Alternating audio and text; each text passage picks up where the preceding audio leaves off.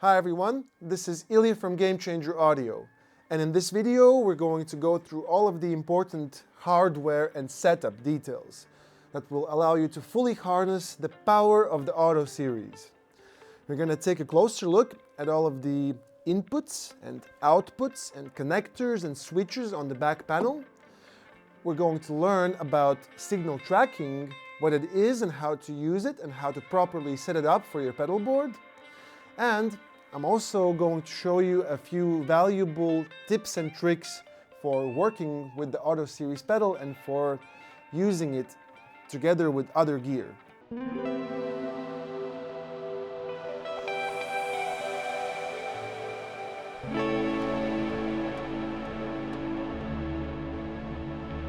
Let's take a look at what's inside the box. A beautiful sounding stereo effect, each with 3 amazing sounding algorithms. A full set of 3.5mm mono patch cables. There are 6 pieces included with each auto pedal. A mysterious rectangular object that says auto splitter. Some really nice sticky feet. 2 really beautiful stickers, and an instruction manual, which contains a lot of useful information and some patching examples. Please note that there's no included power supply, but you can use any standard pedal power with at least 300 milliamperes of juice.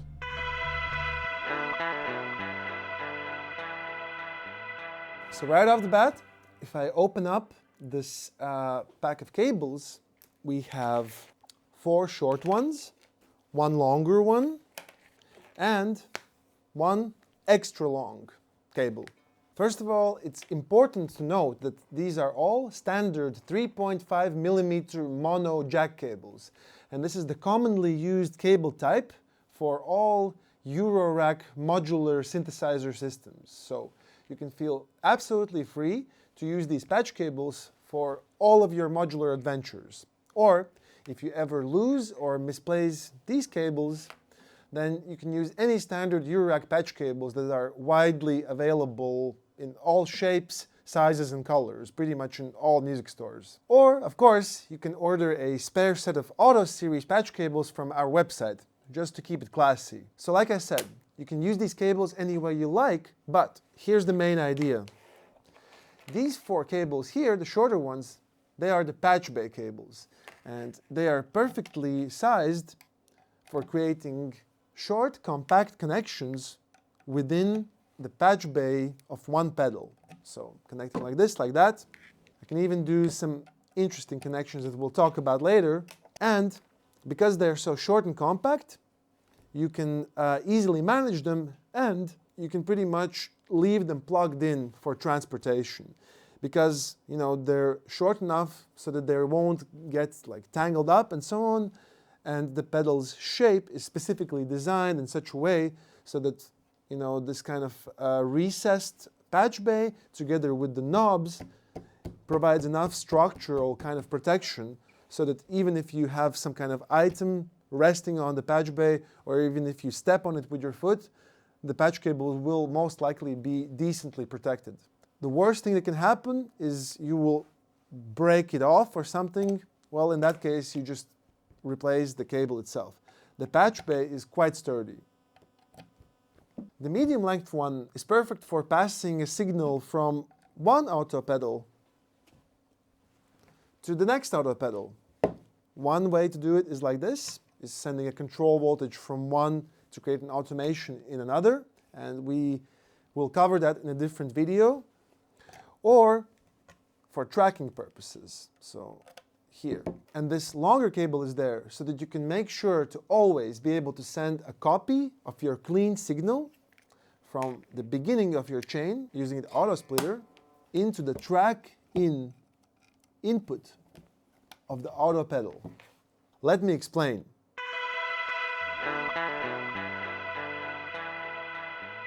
The Auto Series pedals are designed to generate parameter automations by precisely analyzing your playing dynamics and your note choice. However, if I'm placing my auto delay or auto reverb in the end of the effects chain, after all my gains and fuzzes or pitch shifters and so on, my instrument signal is going to be either significantly altered or completely destroyed by the time it reaches the auto pedals analysis engines. That is why the auto series has essentially two separate audio paths. One is the main audio signal path, the one that gets sent into the effect engines used for the delay or the reverb effect and so on. And the other one is a separate tracking input, designed just for analyzing your clean, unaltered signal. So all you need to do is take the auto splitter, which is a passive accessory that comes with every auto pedal, and you need to place it somewhere in the beginning of your chain. So now you can grab up to 4 identical copies of your clean signal and send it into the auto pedals tracking input. This allows you to separate basically those two audio paths, and now you can process any type of audio signal through the auto pedals main effects engine, while keeping a separate clean line fed into the pedal for analyzing your playing dynamics and pitch information. So, for example, now the plasma pedal is going to destroy my playing dynamics.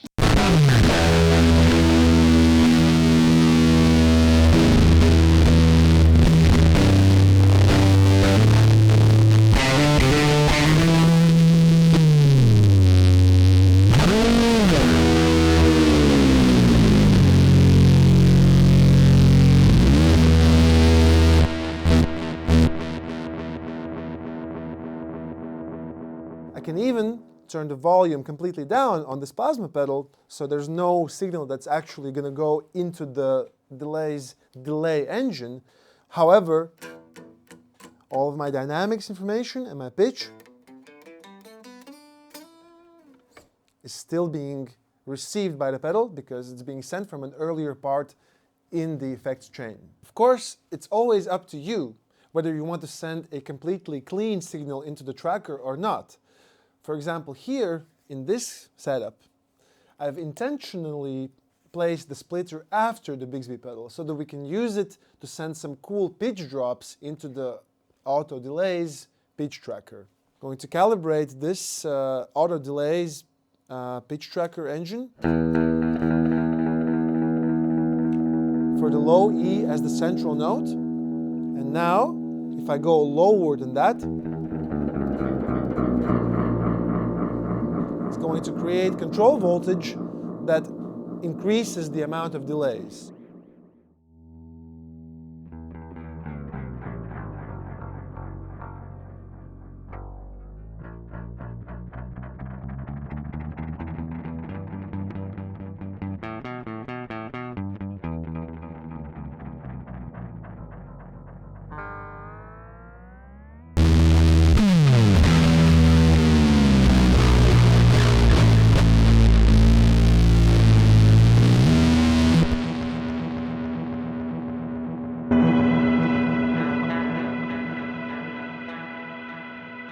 So we've already got our auto delay set up. It's placed after the Bixby and the plasma, and it's receiving a copy of the clean signal post Bixby into its tracking input, right? So now we want to include this auto reverb here also in the chain, and naturally we want to place it at the end of the chain after the delay, which is the classic place. So I'll take quickly this cable, switch it over to the delay. Now I'm going to use one TRS patch cable to connect the signal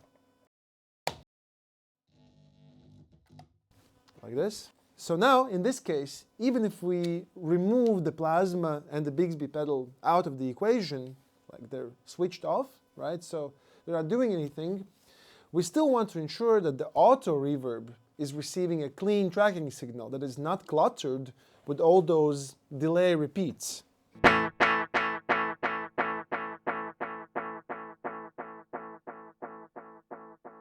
So one way we can do that is by taking another long patch cable from the one that came with the auto reverb, for example, and we can take another copy of the clean signal from the beginning of the chain and send that into the auto reverb's tracking input. So now it's still receiving, information for the dynamics tracker. We can even calibrate. But now, even when we have the delay going, you can see that the pitch tracker is not being cluttered by that. The other, more economical way would be to simply use the track output of the delay pedal. That's right, every auto pedal has not only a track in, but also a track out. And use a shorter patching cable, the middle one, for example, the medium length one. And essentially to just kind of daisy chain the clean signal from here to the auto delay, and now it's passing it over to the next auto pedal. That way eliminating the need for maintaining another long connection that goes all the way back to the beginning of the chain. We're passing over this clean signal from the auto delay now into the auto reverb. So they're both using kind of the same signal for tracking.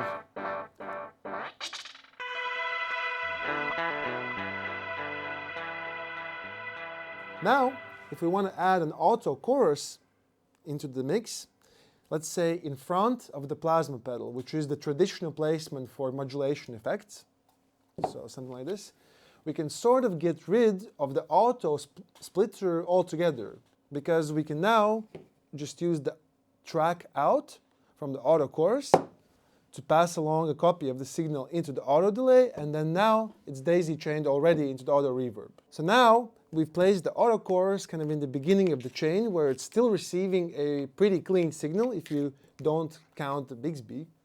We can now send the track out from the auto chorus kind of around the plasma pedal into the auto delay, where it's already being daisy chained into the auto reverb.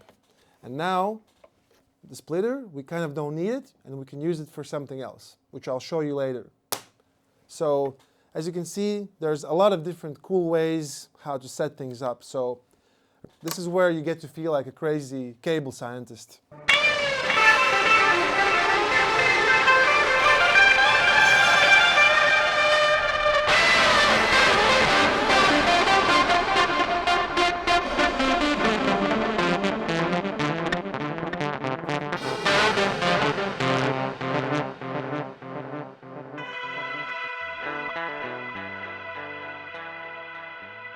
All three auto pedals are true stereo units.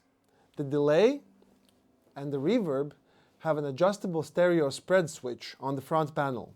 So there's 100% stereo, 100% stereo. This is stereo spread is off. And this is a 50% stereo spread, where it's kind of an overlapping signal. To connect two auto pedals, you can either use two mono cables like this, mono patch cables in this case, or you can save space and make neater connections by using the TRS input. So the TRS stands for the tip ring sleeve cable type, which was what I'm using kind of here. So it's a really nice alternative kind of to the using two patch cables. So use one tip ring sleeve cable, just like I'm doing here. So here I've got the mono signal from the guitar. It's being turned into stereo by the auto chorus. A single TRS patch cable, single TRS patch cable to the auto reverb, and again I'm using a TRS output into two channels into my audio interface.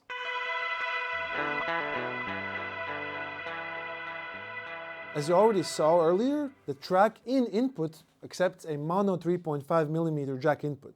If you don't have anything plugged in into the main input jack, the pedal will use the track in jack as both the tracking and the main audio input. So For example, if you want to use the pedals with a synthesizer module, you can send the 3.5 mono output directly into the pedal using a modular cable. And now you can also adjust the pedals to either line or Eurorack input level to make sure that there is enough headroom for the rather loud output from the synthesizers.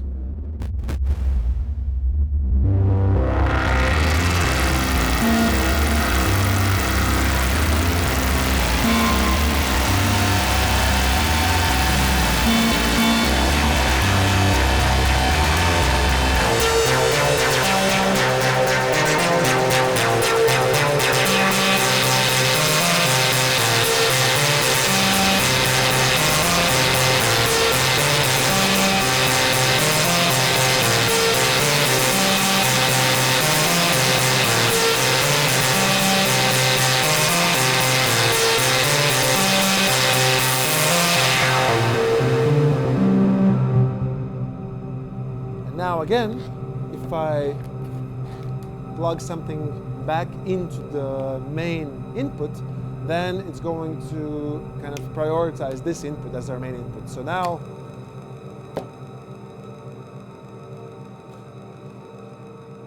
I get rid of all these tails, so now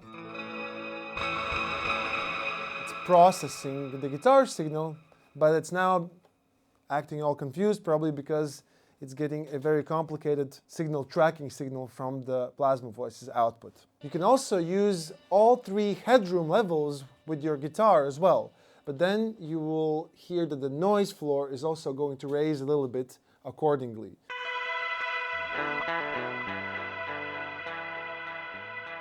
There's a USB-C port on the pedal's back panel, and we originally put it there so that we can connect it to a computer and perform a potential firmware update. But we've kept it there, and essentially you can use one of these things to power the pedal if you're in a pinch, or you can connect it to a computer, power it from the laptop, and you can also control parameters on the pedal directly from your recording software using MIDI over USB. Alternatively, you can send MIDI into the pedal through this 3.5 millimeter MIDI input. And to do that, you will need one of these converter dongles. So this thing over here goes here, and now that's your MIDI.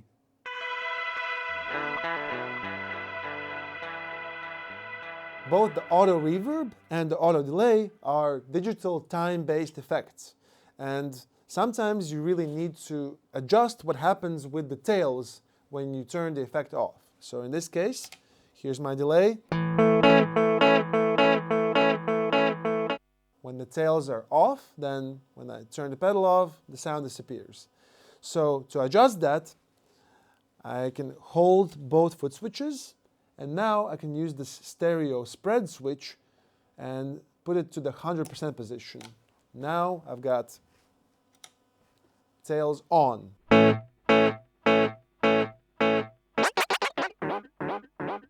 Which means I can manipulate the tails even when the pedal is off, or I can simply allow them to die off or fade out with a little bit more grace. So we can do the same here on the reverb.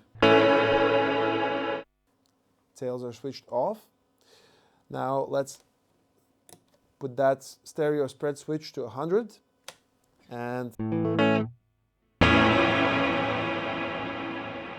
we can hear that the tails are gradually decaying even if the pedal is switched off. However, there is a third middle setting which is really, really interesting, and I think we invented, which is tails off, but keep the memory buffer. So let's set this to the 50 position, and this also. So now let's increase the number of repeats to all the way up.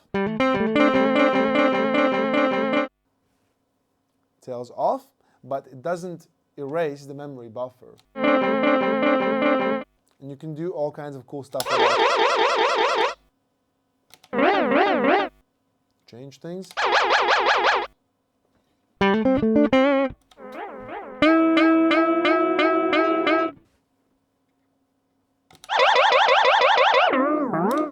And you can do the same with the reverb.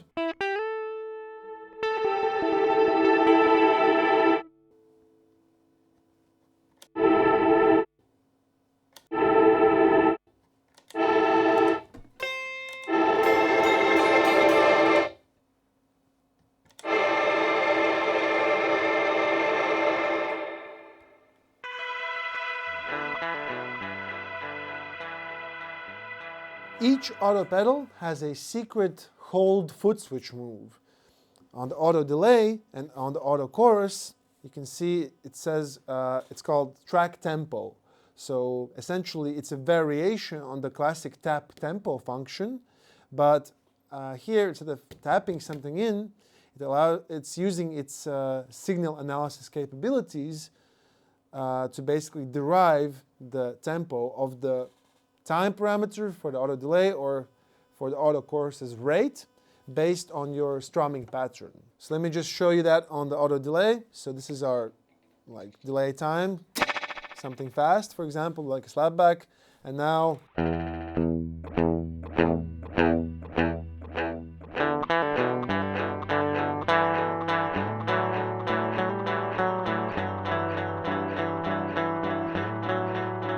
we can always screw it up intentionally.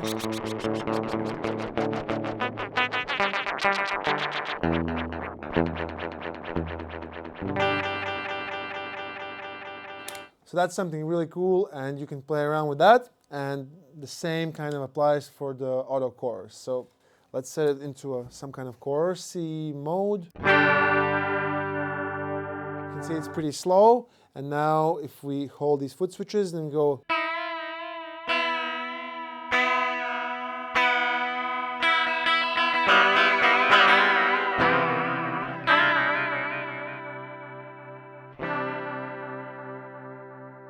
now if we dial it back a little bit,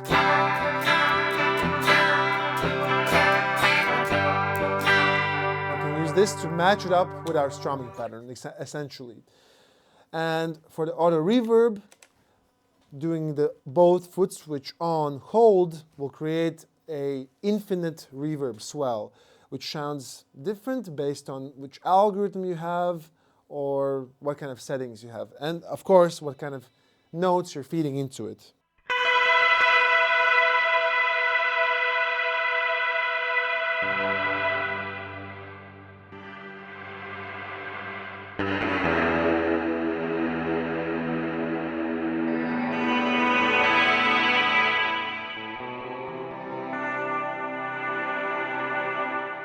Switch it to plate.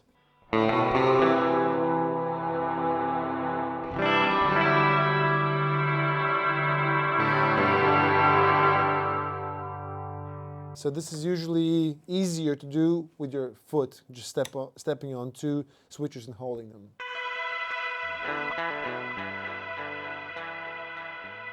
All right, so one of the best things to do with the auto series is, of course, simply to kind of break all the rules and just create wrong signals and send them into the automation inputs and kind of see where that takes you. So one of the best ways of creating wrong signals is by using the auto splitter to mix two conflicting control voltages passively. So, for example, I'm going to take the pitch output from the auto chorus and put it here. I'm going to take another pitch output, but now from the auto reverb, and I'm going to combine them here.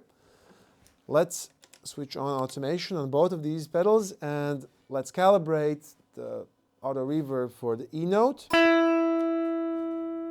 So let's say everything higher than the E is going to start producing control voltage. And now here, let's calibrate this on the A. Right? And let's say everything strictly below that is going to produce control voltage. And let's now use that to automate the time knob on this auto delay. So this is my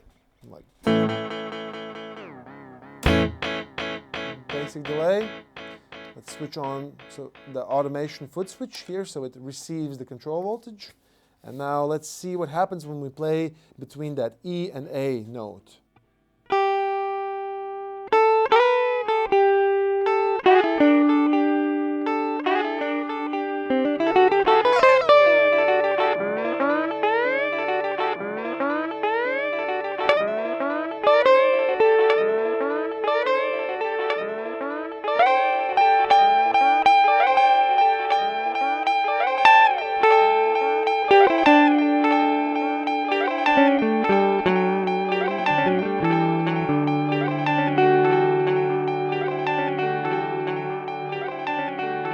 Now let's do the same idea, but just inside the auto delay. So let's take two cables and take a signal from the dynamic output and the pitch output, and let's combine those.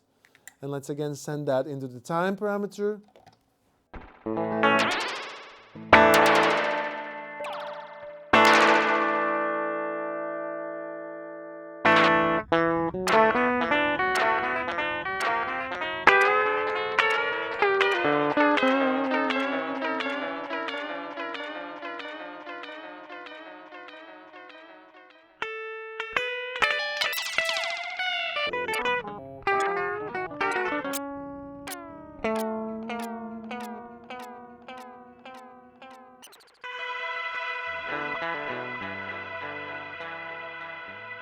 Another really cool thing to do, which is technically wrong, but it can produce really awesome and unpredictable results, is to, instead of using control voltage, to use audio signal to essentially create audio rate modulation of parameters. So you can use any audio signal that you like, an output from an oscillator or a synth or, I don't know, an MP3 of a song.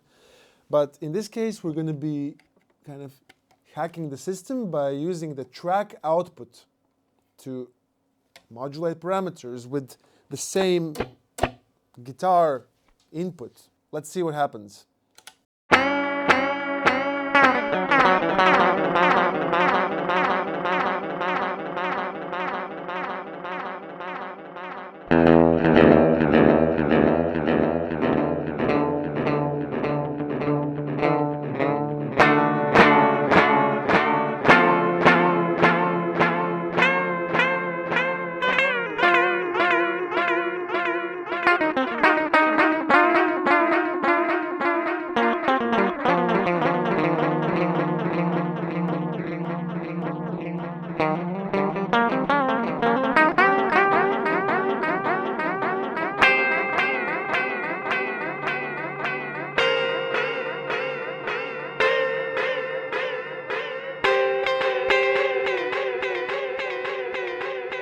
Let's send it to the level control and let's switch it to mix mode.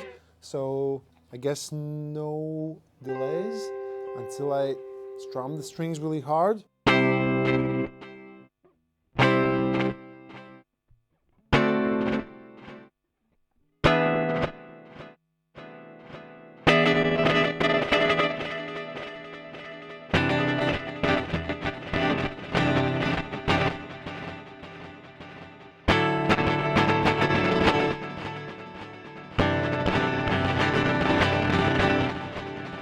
Try the tone.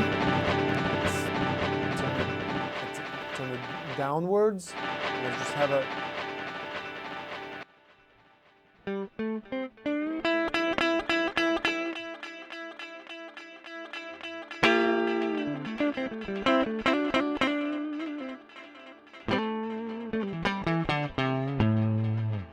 Let's quickly try this with the reverb and with the chorus. So it doesn't actually matter which output we take, but just so we can keep it all in one frame. So I'm going to send it into the mix parameter on the reverb.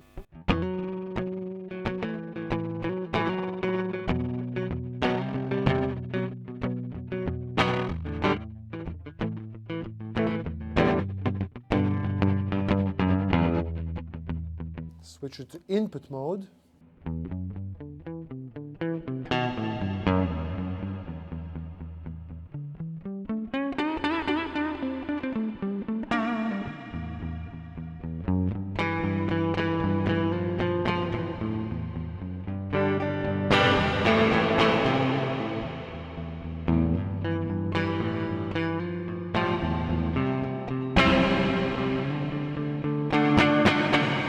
Okay, so this is kind of like a naturally occurring, dynamics kind of envelope. Basically, the harder I strum, the more it pushes open the level knob, which is cool.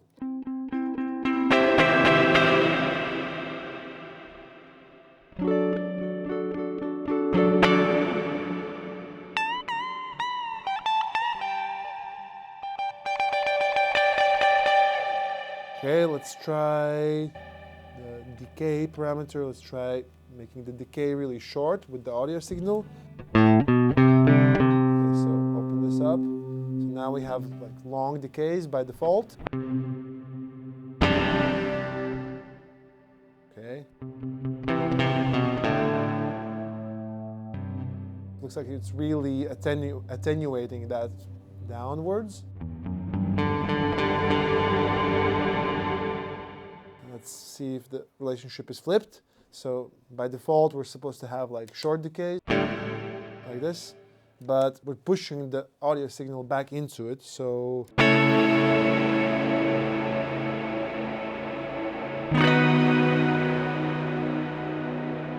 let's add some delays.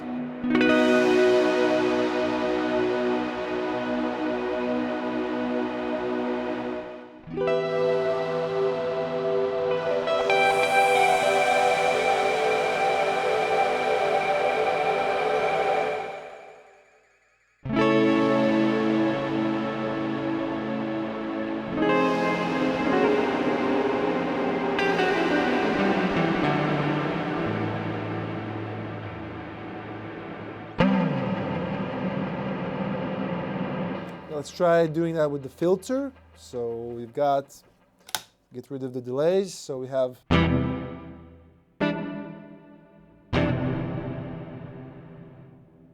filter that's closed, but we're pushing it open with the audio signal.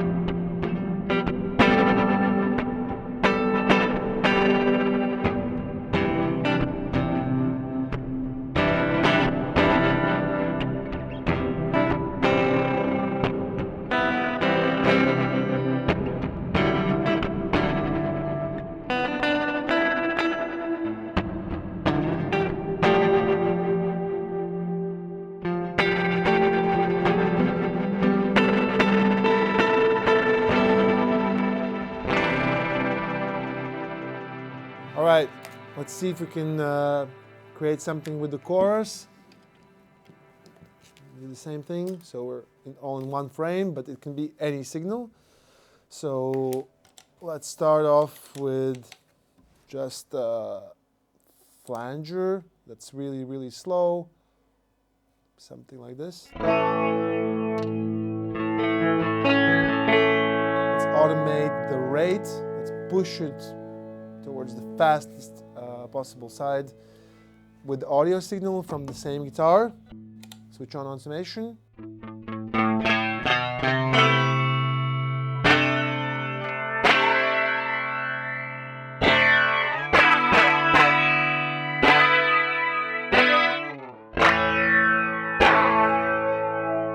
Let's do the opposite. Okay, do the opposite, so it's really fast. Okay, so now every time I strum, it kind of like slows down.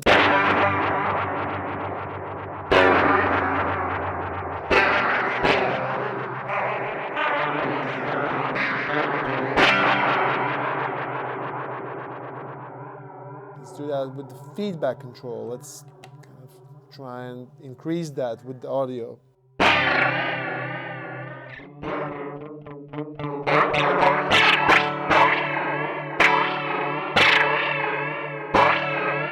All right, listen, let's just do everything at once, okay? There's no point at this point to pretend that we are actually in control of what's going on. Therefore, I think we can safely add some extra additional modulations in there into the mix. So this is it, folks, for this video, and we will see you in the next video. But for now, let me play you out with this random sound that we just patched. So